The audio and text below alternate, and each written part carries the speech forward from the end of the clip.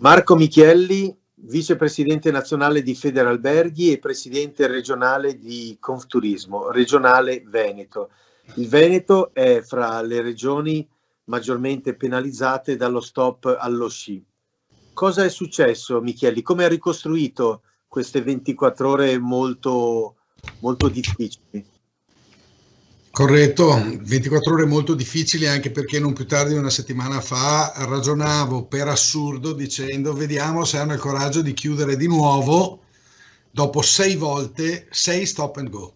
Il problema è la credibilità infine del governo, perché dal ponte, non vi ricostruisco tutto, ma dal ponte di Sant'Ambrogio a oggi sono state 6 i rinvii. Aprirete il 7, contrordine compagni, aprite il 15, no, aprite il 18.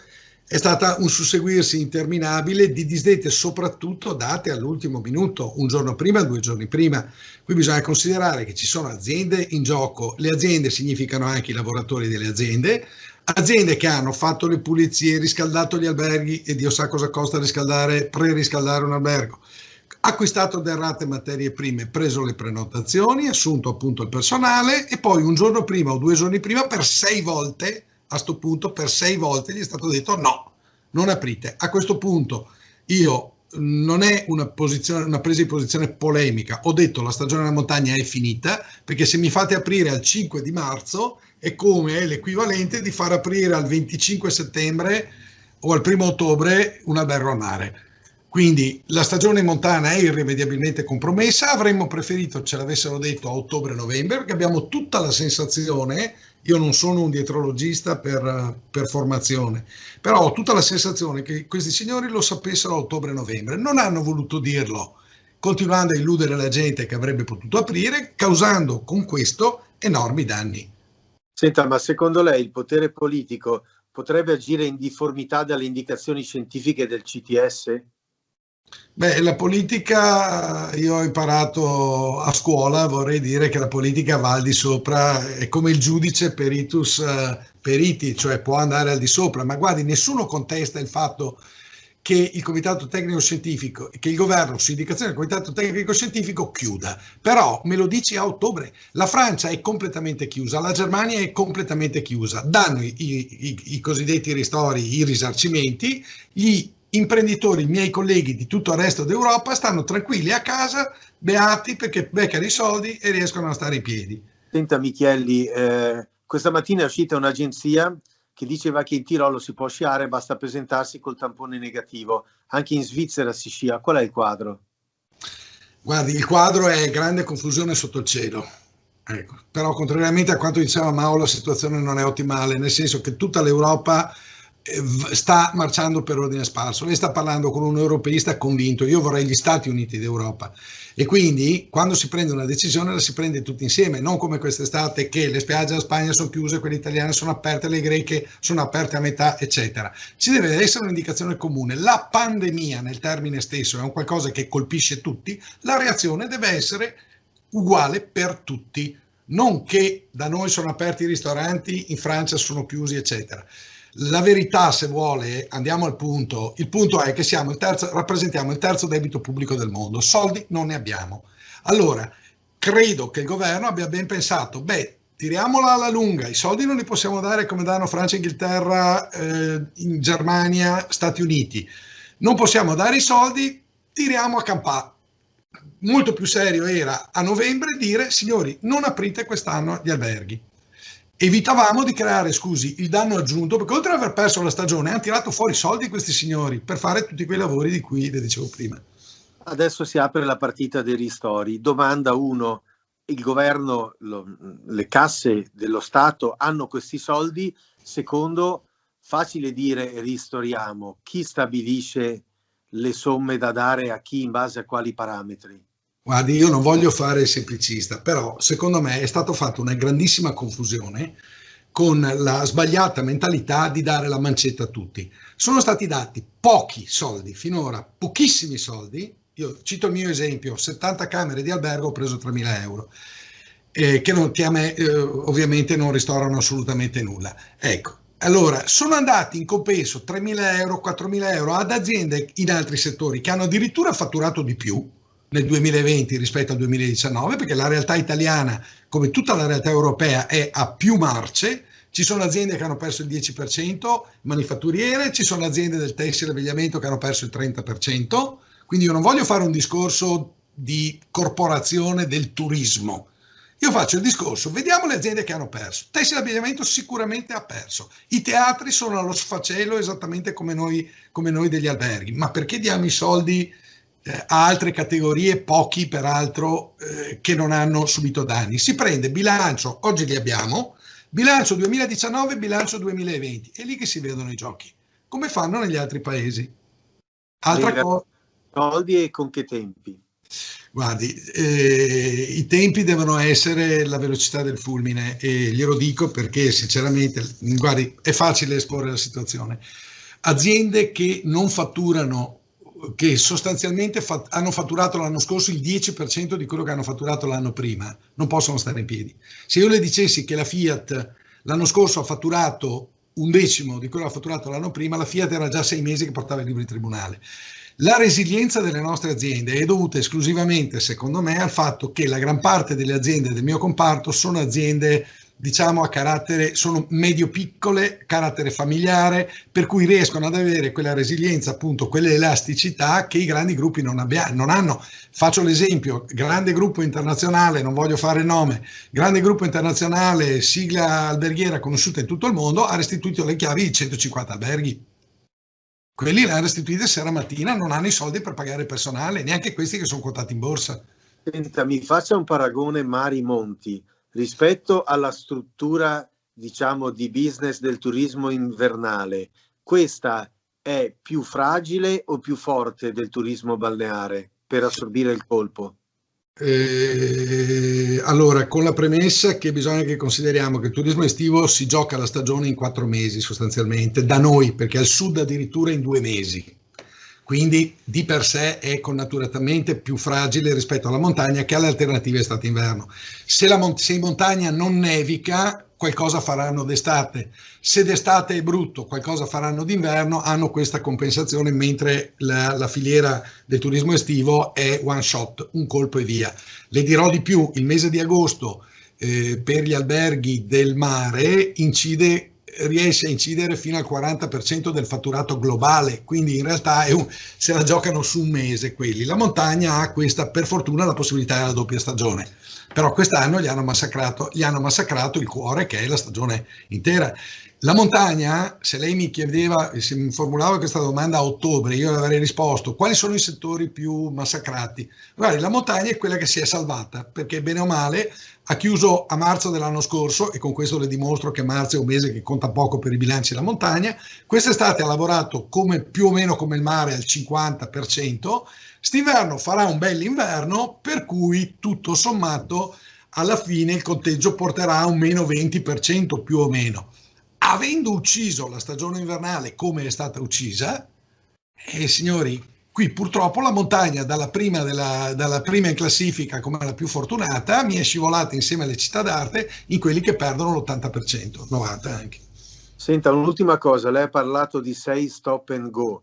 Se il 5 marzo davvero si riaprisse, quanti aprirebbero al 5 di marzo? Guardi, io le posso rispondere solo sulle indicazioni che mi sono arrivate da ieri.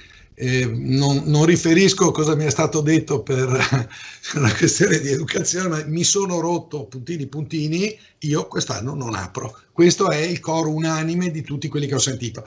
D'altra parte, io ho un albergo al mare, se lei mi dicesse ti concedo di aprire dal 25 di settembre, rispondo no, grazie. Anche perché tenga presente che è un rischio aprire a marzo, perché a marzo bastano 2 giorni di sole bello forte, la neve si scioglie e nessuno va più in montagna. Quindi sarebbe mettere ancora di più in difficoltà le aziende. Marzo va bene quando hai fatto una bellissima stagione invernale, punti una fiche sul mese di marzo, cioè ti carichi i costi del mese di marzo nella speranza di guadagnare qualcosina, ma partire a marzo significa rimetterci sicuramente. Grazie. A lei.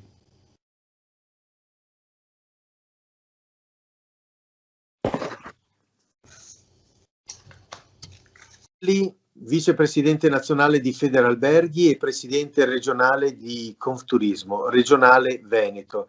Il Veneto è fra le regioni maggiormente penalizzate dallo stop allo sci.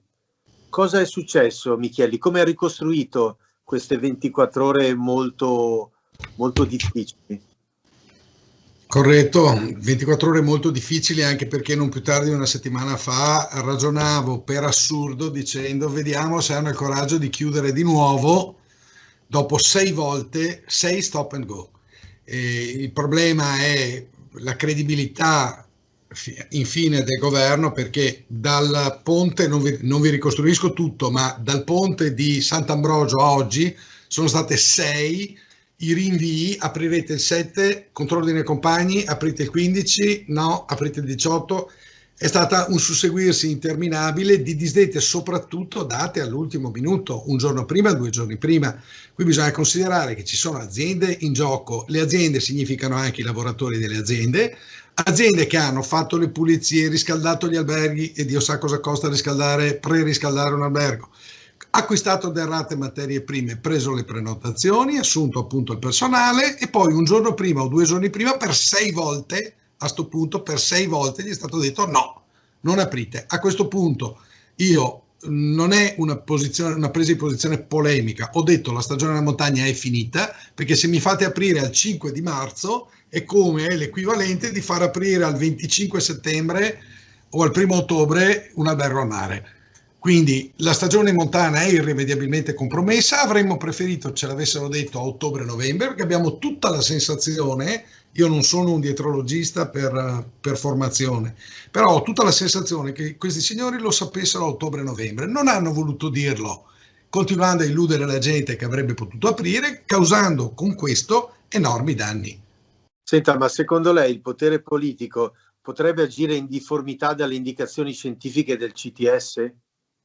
Beh, la politica, io ho imparato a scuola, vorrei dire che la politica va al di sopra, è come il giudice peritus periti, cioè può andare al di sopra, ma guardi, nessuno contesta il fatto che il Comitato Tecnico Scientifico, che il governo su indicazione del Comitato Tecnico Scientifico chiuda, però me lo dici a ottobre. La Francia è completamente chiusa, la Germania è completamente chiusa, danno i cosiddetti ristori, i risarcimenti, gli imprenditori, i miei colleghi di tutto il resto d'Europa stanno tranquilli a casa, beati, perché beccano i soldi e riescono a stare in piedi. Senta Micheli, questa mattina è uscita un'agenzia che diceva che in Tirolo si può sciare, basta presentarsi col tampone negativo. Anche in Svizzera si scia. Qual è il quadro? Guardi, il quadro è grande confusione sotto il cielo. Ecco. Però contrariamente a quanto diceva Mao, la situazione non è ottimale, nel senso che tutta l'Europa sta marciando per ordine sparso. Lei sta parlando con un europeista convinto, io vorrei gli Stati Uniti d'Europa, e quindi quando si prende una decisione la si prende tutti insieme, non come quest'estate che le spiagge della Spagna sono chiuse, quelle italiane sono aperte, le greche sono aperte a metà, eccetera. Ci deve essere un'indicazione comune. La pandemia nel termine stesso è un qualcosa che colpisce tutti, la reazione deve essere uguale per tutti, non che da noi sono aperti i ristoranti, in Francia sono chiusi, eccetera. La verità, se vuole, andiamo al punto. Il punto è che rappresentiamo il terzo debito pubblico del mondo. Soldi non ne abbiamo. Allora, credo che il governo abbia ben pensato, tiriamola alla lunga, i soldi non li possiamo dare come danno Francia, Inghilterra, in Germania, Stati Uniti. Non possiamo dare i soldi, tiriamo a campà. Molto più serio era a novembre dire, signori, non aprite quest'anno gli alberghi. Evitavamo di creare, il danno aggiunto, perché oltre ad aver perso la stagione hanno tirato fuori soldi questi signori per fare tutti quei lavori di cui le dicevo prima. Adesso si apre la partita dei ristori. Domanda 1, il governo, le casse dello Stato hanno questi soldi? Secondo, facile dire ristoriamo, chi stabilisce le somme da dare a chi in base a quali parametri? Guardi, io non voglio fare il semplicista, però secondo me è stato fatto una grandissima confusione con la sbagliata mentalità di dare la mancetta a tutti. Sono stati dati pochi soldi, finora pochissimi soldi. Io cito il mio esempio, 70 camere di albergo ho preso 3.000 euro, che a me ovviamente non ristorano assolutamente nulla. Ecco, Allora, sono andati in compenso 3.000 euro, 4.000 euro ad aziende in altri settori che hanno addirittura fatturato di più nel 2020 rispetto al 2019, perché la realtà italiana, come tutta la realtà europea, è a più marce. Ci sono aziende che hanno perso il 10%, manifatturiere, ci sono aziende del tessile e abbigliamento che hanno perso il 30%, quindi io non voglio fare un discorso di corporazione del turismo. Io faccio il discorso, vediamo le aziende che hanno perso. Tessile e abbigliamento sicuramente ha perso. I teatri sono allo sfacelo esattamente come noi degli alberghi. Ma perché diamo i soldi a altre categorie, pochi peraltro, che non hanno subito danni? Si prende bilancio, oggi li abbiamo, bilancio 2019, bilancio 2020. È lì che si vedono i giochi. Come fanno negli altri paesi? Altra cosa. Soldi e con che tempi? Guardi, i tempi devono essere la velocità del fulmine e glielo dico perché sinceramente, guardi, è facile esporre la situazione. Aziende che non fatturano, che sostanzialmente hanno fatturato l'anno scorso il 10% di quello che hanno fatturato l'anno prima, non possono stare in piedi. Se io le dicessi che la Fiat l'anno scorso ha fatturato un decimo di quello che ha fatturato l'anno prima, la Fiat era già 6 mesi che portava il libro in tribunale. La resilienza delle nostre aziende è dovuta esclusivamente, secondo me, al fatto che la gran parte delle aziende del mio comparto sono aziende, diciamo, a carattere, sono medio-piccole, carattere familiare, per cui riescono ad avere quella resilienza, appunto, quell'elasticità che i grandi gruppi non hanno. Faccio l'esempio, grande gruppo internazionale, non voglio fare il nome, grande gruppo internazionale, sigla alberghiera conosciuta in tutto il mondo, ha restituito le chiavi di 150 alberghi. Quelli le hanno restituite sera mattina, non hanno i soldi per pagare il personale, neanche questi che sono quotati in borsa. Senta, mi faccia un paragone mari-monti rispetto alla struttura, diciamo, di business del turismo invernale. Questa è più fragile o più forte del turismo balneare per assorbire il colpo? Allora, con la premessa che bisogna che consideriamo che il turismo estivo si gioca la stagione in 4 mesi sostanzialmente, da noi, perché al sud addirittura in 2 mesi. Quindi di per sé è connaturatamente più fragile rispetto alla montagna che alle alternative estate-inverno. Se in montagna non nevica, qualcosa faranno d'estate. Se d'estate è brutto, qualcosa faranno d'inverno, hanno questa compensazione, mentre la filiera del turismo estivo è one shot, un colpo e via. Le dirò di più, il mese di agosto per gli alberghi del mare riesce a incidere fino al 40% del fatturato globale, quindi in realtà se la giocano su un mese quelli. La montagna ha questa, per fortuna, la possibilità della doppia stagione, però quest'anno gli hanno massacrato il cuore, che è la stagione intera. La montagna, se lei mi chiedeva, se mi formulava questa domanda a ottobre, io le avrei risposto: quali sono i settori più massacrati? Guardi, la montagna è quella che si è salvata, perché bene o male ha chiuso a marzo dell'anno scorso, e con questo le dimostro che marzo è un mese che conta poco per i bilanci della montagna. Quest'estate ha lavorato più o meno come il mare al 50%, st'inverno farà un bell'inverno, per cui tutto sommato alla fine il conteggio porterà a un meno 20% più o meno. Avendo ucciso la stagione invernale come è stata uccisa, signori, qui purtroppo la montagna dalla prima in classifica come la più fortunata mi è scivolata insieme alle città d'arte in quelli che perdono l'80%, 90% anche.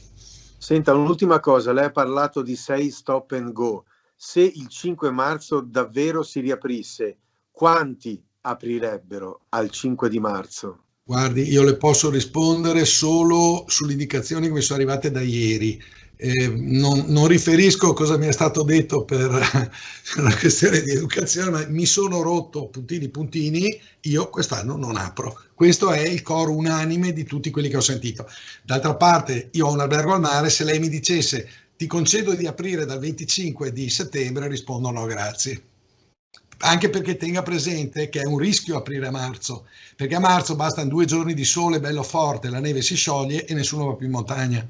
Quindi sarebbe mettere ancora di più in difficoltà le aziende. Marzo va bene quando hai fatto una bellissima stagione invernale, punti una fiche sul mese di marzo, cioè ti carichi i costi del mese di marzo nella speranza di guadagnare qualcosina, ma partire a marzo significa rimetterci sicuramente.